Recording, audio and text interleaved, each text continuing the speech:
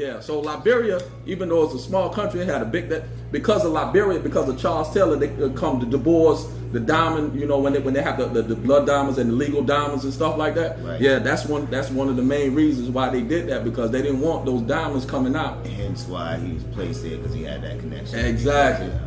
Exactly. So it's just crazy, man. But yeah, so you know, so that brought you here. Yeah, that's how I got. Yeah, that's how I got to Durham. You know what I'm saying? And then, you know, we were behind. Like back then, there wasn't no internet. When I left Liberia coming to America, guess what we were doing? We was breakdancing. We were still breakdancing. We were still breakdancing. We didn't know nothing about rap. Yeah, we didn't know nothing about rap at that time. You know what I'm saying? Back that time, we didn't know nothing about rap. So I was 13, 14. So I was the type of dude, you know what I'm saying? I was always, because I remember, man, like when I was young, my mom, we was in the Baha'i faith. And she used to write. We used to write songs. You know, my mom used to write songs. We'll do, you know, go to the religious gatherings and do songs. So, you know, music always been in me. You know what I'm saying, with my mom's. So like I wrote songs like back then. I think we had the Rumors. I remember I wrote a song called, at that time, AIDS was like just starting. And I remember as a youngin', I don't remember the whole song. I remember as a 12, 13-year-old, I wrote a song instead of Rumors, I called it AIDS. You know, how did the AIDS get started? You know what I'm saying? So, you know, I was always creative as a child. So then when we came to America, we came to Durham. We stayed in Durham. I stayed by Duke. I started listening to rap. You know what I'm saying? I'm like, damn, what's this? You know what I'm saying? Coming out, you know, like, what's this? So the first person I heard coming out was like LL Cool J. That was okay to me. But the person I gravitated to when I started rapping, the first person I sounding like was Lord Finesse. Lord Finesse was my first super inspiration. Wow. You know what I'm saying? Like you know what I'm saying? Because he had to join out the Fade and the Half Moon. I don't know if y'all know anything about Lord Finesse or what that. Yeah, that's my man.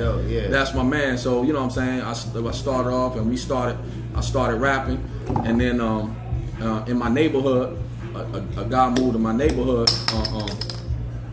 Right now he go by the name Kanye and the Lion King. We started a group, me, him, and my boy Malik Hicks. So we started, you know, rapping together, doing little joints. You know what I'm saying? And we formed a group called the Bushmen, the Funky Bushmen. Actually, it was called the Funky Bushmen. And you know, we started doing our thing for a while. You know what I'm saying? We was doing our thing till about 91, where we started we was doing shows for Tribe Called Quest, De La Soul. You know what I'm saying? There was a club in Raleigh called Kamikazes, and you know what I'm saying, we was opening up for them. Club Rhythms, who was opening up for them, and I go back being in Liberia, I played soccer. So I was good at that shit. I played in high school. So when I played in high school, we won a state championship in high school, and you know what I'm saying, I was like one of, you know, an MVP and stuff like that. So I ended up going to Lenore Ryan, got a scholarship going to Lenore Ryan College. In 90 and 91, I went there. My knees was bad. And then we ended up going to the Apollo. We ended up performing at the Apollo. We won a show in Durham, and we won the show at the Apollo. Of course, we got booed. You know what I'm saying? Because I don't remember back then about the Apollo. First of all, Mark Curry was the host. Right. Mark Curry was the host. Right. You know what I'm saying? Look, soon we walked in there. First of all, we so excited we forgot to rub the rock. Off Gates. Yeah. We forgot to rub the rock, bro. Look, as soon as we walk out, they're like, ooh, North Carolina. I'm like, I remember, let me see who was back there. Father MC is the one I remember back there. He performed that night. Because I don't know if y'all know about Apollo, what they do is do like shows back to back to back to back. Right. So it was a few cats in there, but the one I remember was Father MC at that time. Right. So we got on stage, man, we rocking. Man, about a minute later, bro, my man was just finishing his part. Oh, we said we hear boo. I'm looking up like, they might have pulled us off. Same man came. So it was like, yeah, man, that was crazy, but that was an inspiration to me, man. Like, no doubt. For years, you know what I'm saying, going by, I always gravitated back to that, like, bruh, like, we hot, why did they boo us? And then I think at that time, we picked the wrong music to rock, because what we did, because anyway, our music got messed up, so we went, you from New York, so we went on the street at the time, like, looking for tapes, you know what I'm saying, like, look, we gotta make a tape to see what man, one of us, I don't recall who it was, one of us wanted to do the Das FX remix, and one of us wanted to do the Food Snickers joint. Right. So we ended up going with the Food Snickers joint. Yeah. And that was a wrong. At that time, the DOS Effects remix was popular. We should have did the DOS Effects. Right. I think it would have been better, but we went with the Food Snickers joint. So it kind of messed us up. You know what I mean? I mean, we, as young, man, what was it, 18, 19 at the time? You know what I'm saying? My man kind of took it hard, you know what I'm saying, because he was going first at the time. So, you know what I'm saying? But, and I mean, it fell, whatever. So, you know, we kept at the group, and we got looks. Payday at that time. Payday was looking at us. Payday had J. Root the Damager, and it was between us, Dino. I can't remember Dino's last name. He was the A&R, a cat named Dino, and it was between us and his boys. It was Lil Dap, and the other dude, Dino Travail or something like that. Dino something. But J. Rule's boys, it was between us and his boys, and it was Lil Dap. Remember the guy? He had Lil Dap and something. What was that name? Group. Yeah, there you go, my boy. Yeah. It was between us and Group Home, and they ended up picking Group Home, which I knew they was, because I mean that they got J. Rule the Damage on there, so they ended up going with that. So we kept and we had a guy. Todd was our manager at the time. He was from New York also. Todd, I can't think of Todd's last name. So we was around here, man. We was the first people in Durham to put our stuff on wax. We had our album called Jaffulation, and we put it on wax. And you know, it was getting a little spin. You know, DJs. Like I said, we was known. And at that time, Yak Fu Front was rocking. You know what I'm saying? They ended up making it big because they had a joint called "Been Around the World" and Can't Find a Contract. Right. Yeah, they was rocking at that time for a while. So I mean, I don't know what happened to them, but they was out of Chapel Hill. So I mean, we in passing, you know what I'm saying? We came across them and stuff. So then we started. Interscope started checking us out. So we was excited, man. So I remember it was supposed to send us. It was supposed to send us a plane ticket in October something of, I can't remember the year. But then at that time, Dolores Tucker got into, you know, the little situation with Tupac. And you know, when she got into the situation with Tupac, all the record labels, they stopped signing rap acts for a while. Whether it was gangster, because we was never doing gangster rap. Our first joint was called Jack the Brain. Like we was always on that deep stuff. Right. So it wasn't no cursing in our rhyme. It wasn't no gangster stuff. But they just stopped signing all the rap acts, man. So we never heard back from them. You know what I'm saying? Never heard back from them. Eventually, you know, the group broke up because at the time, my man Cayenne, I don't know if y'all know Cayenne, the Lion King. Bless up to my brother. Okay, and he was doing reggae at that time.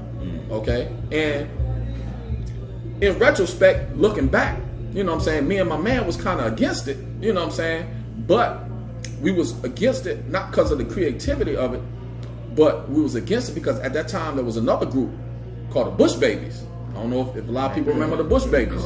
Okay, now what was the Bush Babies? Two rappers and a dude doing reggae type stuff. Right. So we're like, bro, we can't do that because we gonna, you know what I'm saying, we gonna seem like we doing what they doing. So, you know, it was always a tug of war. Like, nah, but he always felt like, you know what I'm saying, we was down in his craft and this and that, you know, which it kind of seemed like that at the time. And because now, you know, looking at what he do, brother's great with what he do. I mean, he do the reggae and then this and that. So, and even me now, at this point in my career, I'm not just on that lyrical assassin type stuff anymore. I branched out. I do a little singing. I can't sing, but it sounds good. Put a little auto tune on there. It'll keep me in tune. You know what I'm saying? So I was always with the creativity. And before all these cats start doing all this melodic rhyme, I've been doing melodic rhymes. You know what I'm saying? I was always. So it's kind of been like his. Yeah, man. It's always. I always been on that other stuff, man. So it's like. So the group, man, we just broke up. And then when we broke up at the time, the guy that was doing our music, King James, he ended up going to New York and he started working for Puff Daddy at Puff Daddy Studio. You know what I'm saying? So at that time, man, it's like, you know what I'm saying, there was a couple of cats around the area, Skaz Digger, you know what I'm saying, really Skaz, you know what I'm saying, Skaz, you know what I'm saying, Butter Team, and they were doing things. But it's just, in my mind, I just felt, you know, when especially at that age, when your mind is really set on something, at that time, I'm like, man, I'm not trying to deal with nobody else as far as beat-wise, giving me beats and clarity, because my boy King James was the type that before anybody had it, he had it. Right. So when before Cat started rocking the MPC 2000, we had been rocking it for at least 6-7 months because he had it before.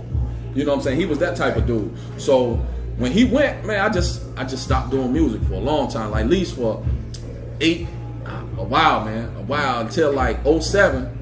So this was like 94, so about 8 years. I'm saying then 50 came out. 50 started. Don't quote me, but I feel in my heart 50 the first one started the mixtape stuff. When you started, maybe I'm wrong, maybe I'm right, but he the first one that started rapping over other people's beats and saying, okay, this is a mixtape. I don't know.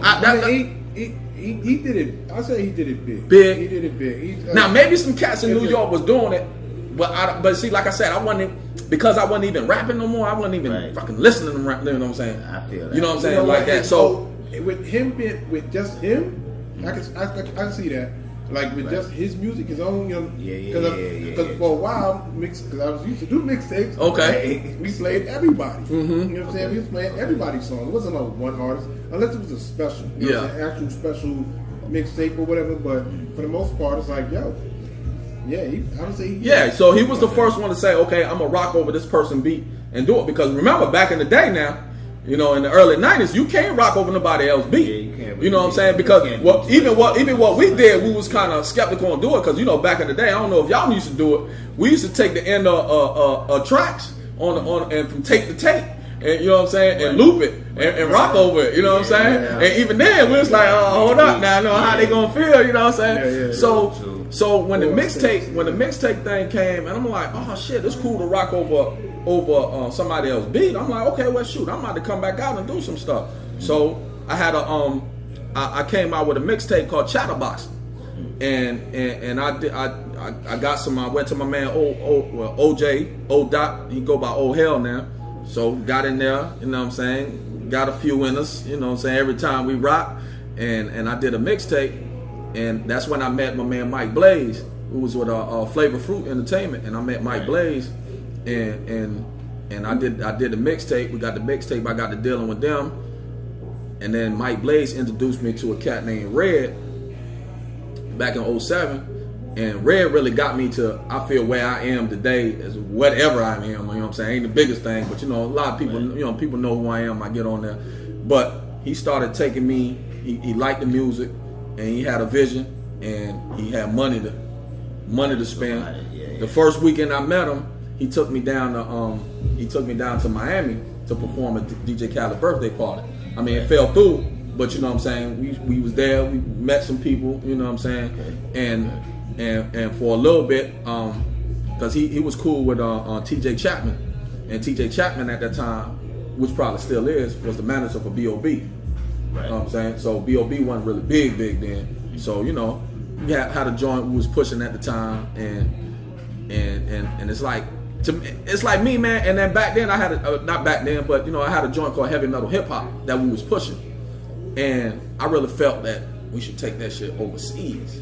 You know what I'm saying? I really didn't want to go to Memphis and where we were. I mean, I ended up doing a show with Nicki Minaj, and I didn't know who she was. It's so crazy because she was with what the boy named Gucci. She was still with Gucci Man at the time. So we go. It was at the Southern Entertainment Awards. So we go to the awards. I'm performing. I'm backstage, and I see Gucci Man. I'm like, oh, that's Gucci Man. And you know, I ain't no Star Trek type cat. So I mean, I knew who he was, but I'm like, no disrespect to Gucci, but I ain't wasn't feeling that shit like that. So I wasn't starstruck. But then I see this chick in the like pink, you know what I'm saying? I don't know who she was either, but she had on a pink tutu and it's all like, damn. But just by seeing her, I was like, God damn, who was this chick right here? Like, what the hell, she looking crazy. When you say you want to take it overseas, would you say like, would you? No, I wanted to go. No, not really Liberia at the time. Not really Liberia at the time. I was trying to go to Europe. Right. With a heavy metal hip hop. Because you know, I'm thinking about those type of fans. Because really, when I made the song, I ain't gonna lie, when I made the song, I was laying on my couch, I was watching the history of heavy metal. Okay? When I'm listening to the history of heavy metal, the number one song on the list was Pour Some Sugar on Me. So, you know, the song go pour some sugar on me. Yeah, I forgot who whoever. Not White Snake, but I can't think of the name of whoever. Catch, or something like that. So I'm just laying there, I'm like, shit, man, I can flip that and do something. So I'm like, pour some sugar on me. Right. So, man, just so I don't know. It's like sometimes music to me is like divine intervention, man. Yeah. Like within the next week, I went to the studio. I was by myself. I was getting blazed, which we call something getting blazed. But Blaze the type, they like I'll be there in an hour, and he be there like 10 hours later. Right. So we were like, you got blazed. So I'm sitting in the studio for the longest. I'm just going through music, and I just heard this doom doom doom doom doom doom. I'm like, okay. Pour some sugar on me. That's what you did immediately. That's when that's the first thing that came in my mouth. Right. So I ended up doing the joint. As a matter of fact, I recorded the joint by myself, and then I let them check it out. When they came, like, oh, you know, that's hot. No, we ended up doing it over. You know what I'm saying? Doing it over. And really, when I did the song, man, I ain't gonna front. I really didn't have black people in mind. I ain't gonna front. Right. I really didn't. Because at that point, I'm like, okay, let me think out the box. Right. About 3 weeks later, after I did the song, we did a song at Central, North Carolina Central. We did a song, not a song, I'm sorry. There was a show at Central. It was like a talent joint at Central. I went there and I performed. I performed the song, bruh. When I say I don't know who the 97.5 lady was at that time. Okay. She made me do the song 3 times, bruh.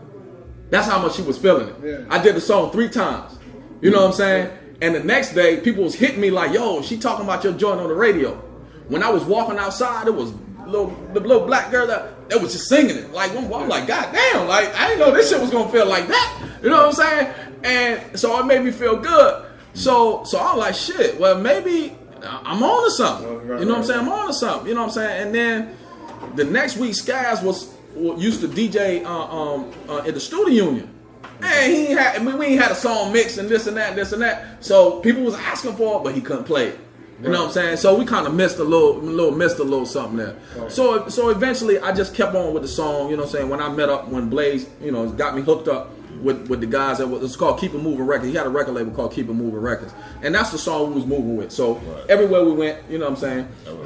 We would rock that, but it just felt awkward to me because, like we performed, like what I saw Nicki Minaj. It was at the Golden Strike in Memphis, Tunica, Mississippi. That's where they had the Southern Entertainment Awards.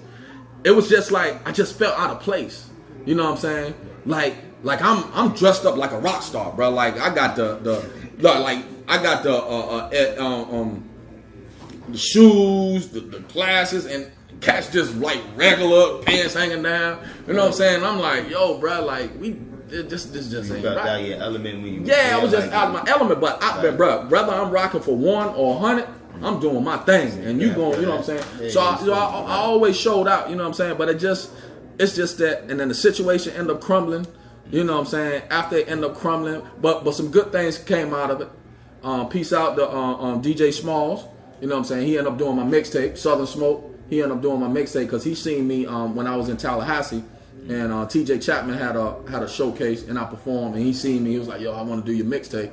And, you know what I'm saying, we ended up doing the mixtape. But I mean, look, even though they were doing it big, man. At the DJ convention, man, there was me and another cat on the label named Floss. I don't know if you heard of Floss. Right now he do gospel rap.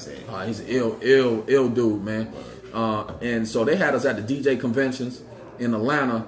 I can't think of the DJ convention that they had us in right at this moment. But man, they had big cutouts on stage. You know what I'm saying? Everything was set up, but it's just that. You know, when they ain't meant to be, when people don't really know, you know what I'm saying, what to do with their money. You know what I'm saying? For example, if I say, yo, bro, I got this can, give me $200 for it. What you gonna tell me? Like, goddamn, 200, bro? Yeah, but you gotta tell me the value in the can. There you go. But guess what? They were the type like, okay, here you go. Right. You know what I'm saying? They had money to spend, but it's less like where to spend it. So how does that affect your approach now when you say Kas Da God? You know what I'm saying? Like, with the single you got now, you know what I mean? Like right now, see, like right now, you know what I'm saying? I'm putting right now the singles on iTunes. Mm-hmm. You know what I'm saying? The singles on iTunes, and my problem is I need to find a team. You know what I'm saying? I need to find a team because I feel in my heart that if I could get 1 million listeners, you know what I'm saying? Logically, I think 65, 70, because in no way on earth can anybody believe that everybody's going to like their music. You know what I'm saying? That's not even logical thinking. You know what I'm saying? I grew up to think logical. That ain't logical thinking. So if you put my music in front of the masses, it'll speak for itself. But how do I get the music out there?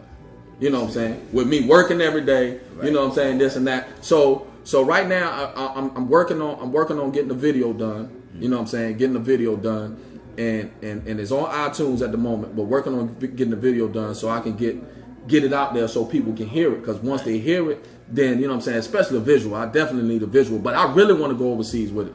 You know what I'm saying? Because I've hit a couple of people in France, you know what I'm saying, with it. And they, you know what I'm saying, like a couple of DJs liked it and they played it. You know what I'm saying? Yeah, they liked it, but first of all, because it got the French in there. Absolutely. You know what I'm saying? Right. And you know, and even I'm gonna tell you what's crazy. Just human thinking. I was talking to my daughter the other day. My daughter's very intellectual thinker at 14. You know, she had to make me realize some stuff because just the oh mon Dieu.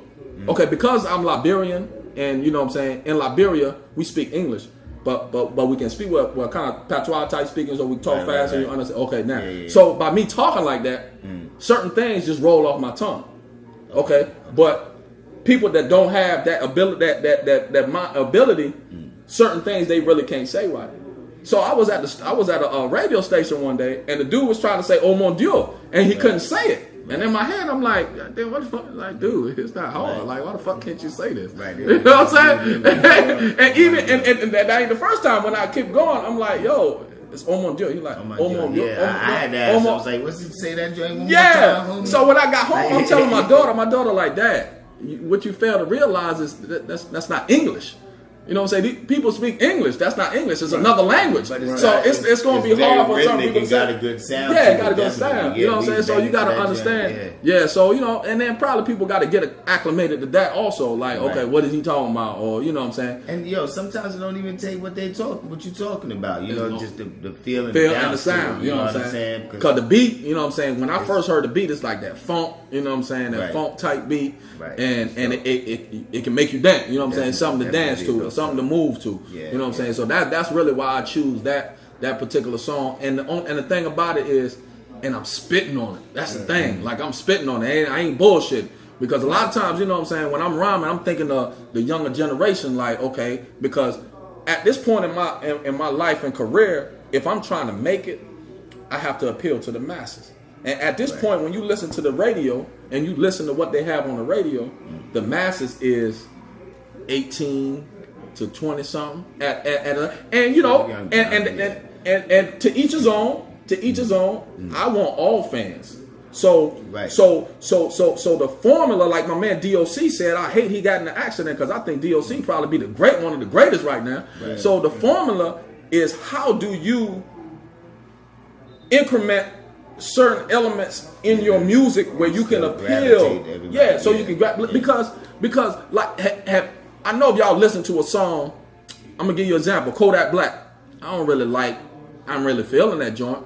But just that line when he said, "You don't even believe in Jesus. Why you got a Jesus piece?" Mm-hmm. I don't hear nothing about the whole song. Right. But that particular one, right, for some reason it just sticks with me. Yeah. You know what I'm saying? So it's like when I think about music in general and me doing music, you don't have to like the whole song.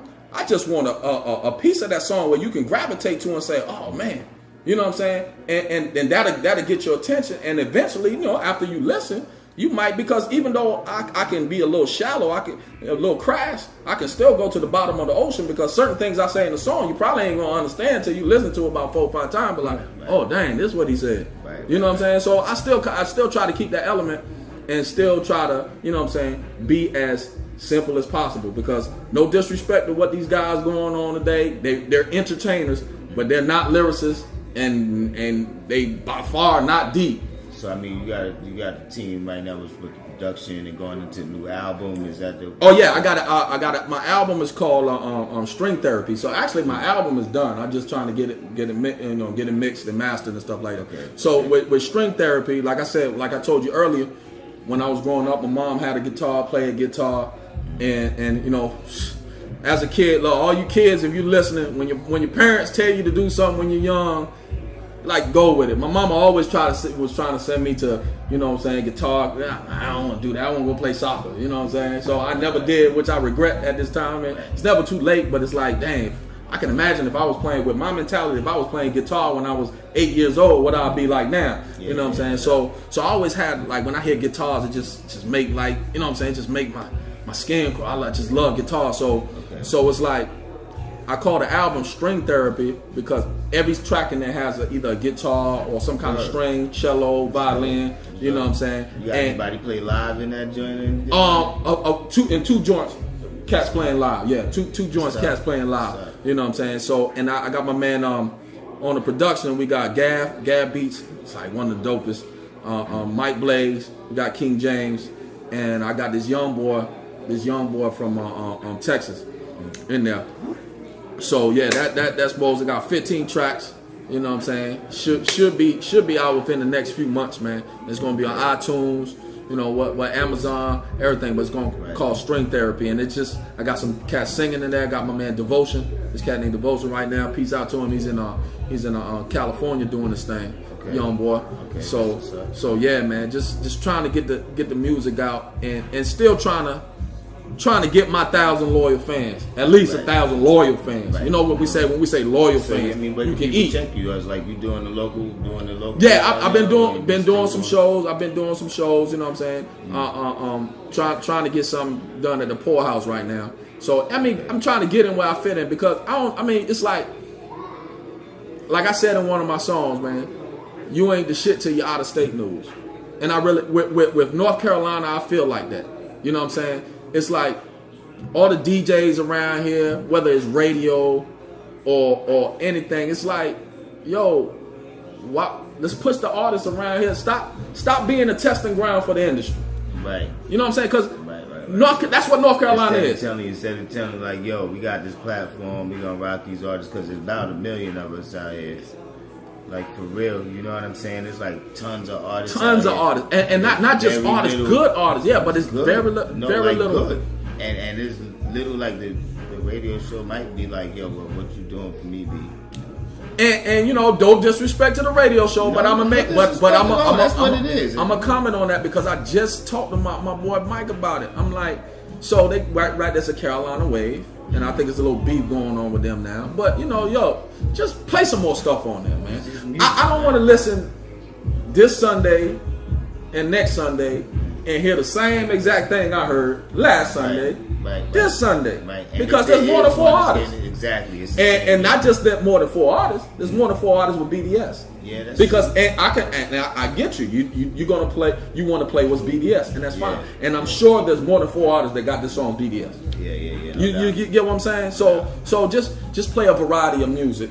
If it's a Carolina way, play a variety of music. Culture. There's really like the culture out here in North Carolina. Man, it's we got to unite, man. You go down to the A. When everybody's your competitor trying to be the person to lock down that spot. That's true. You know what I'm saying? Now we were like, yo, we reaching out. This is our thing. We're reaching out and speaking with cats and building with cats to say, yo, we gonna do you know what I'm saying? Create those. Yeah, we got to, man. We got to get together, man. Cause like me, bruh, if anybody knows me, anybody say Instagram, KasDagod, reach out to me. I'll do a song with anybody, man. I'll reach out to anybody. You know what I'm saying? Because whether it's just for show or whatever, I'll do a song because then my name will get out there. Because anything I get on, just remember though, if you're going to song with me, you better come correct. Because anything I get on, I'm a slay. You know what I'm saying? I'm gonna try to body it. So make sure if you come to me, you better be coming with some real stuff yourself. Because if I get on something, I'm never coming half on anything. I don't care what it is and what it's for. You know what I'm saying? Definitely. You know what I'm saying? Definitely right. So we was over here bouncing to that joint like, alright, yeah. Yeah, that's tough, man. Yeah, so you know, I look forward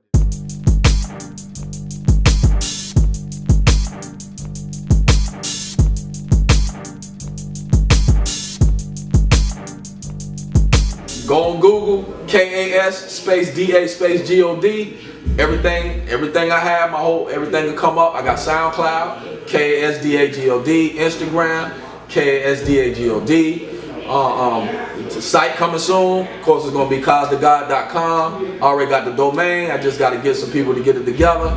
You know what I'm saying? Check me out. iTunes. Go on iTunes. Search KAS space DAGOD. Everything's on iTunes, Amazon. KSDAGOD. Like, just put it there. You see the black face up. You know what I'm saying?